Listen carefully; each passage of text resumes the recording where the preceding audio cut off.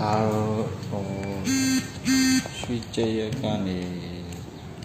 ဒီကန်တော်ကြီးဒီမရောက်ခင်လေးပါဗျာရွှေကြရကနေကန်တော်ကြီးသွားမယ်ဆိုစိုင်ကယ်လေးနဲ့ဆိုရင်တော့နည်းနည်းဘာထိန်းစီတော့ဆင်ပြေပါတယ်ကားတို့ဘာလို့ဆိုတော့လုံးဝပြတ်လို့မရဘူးဗျနည်းနည်းလမ်းနေရကျွန်တော်မျိုးနေထားနေပြင်ကားဘယ်လိုဆွဲထိုးအောင်လဲလူဘာမှမဖြစ်တာကျေးဇူးတင်ရမှာ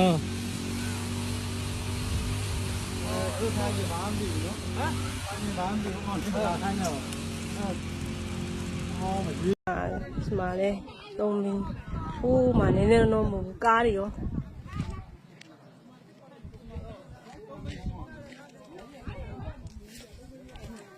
မကြည့်အောင်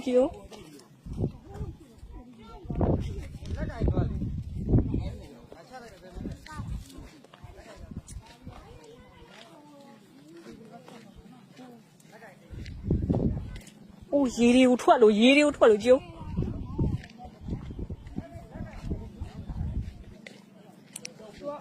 အောက်ထဲမှာမြေကြီးထားတဲ့အချိန်တ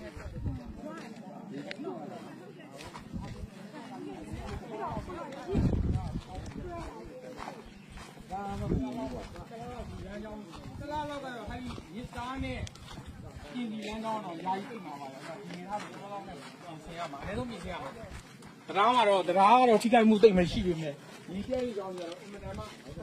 ပုံမှာကားကြီးဟုတ်ကားကိုဘက်ဆက်သွားလို့မရတော့မရတော့ဘူးကူးကြမှာတော့ခင်ဗျားထုတ်ကြည့်လဲအဲ့ဒါကြီးကိုကားတစ်စီးမှာ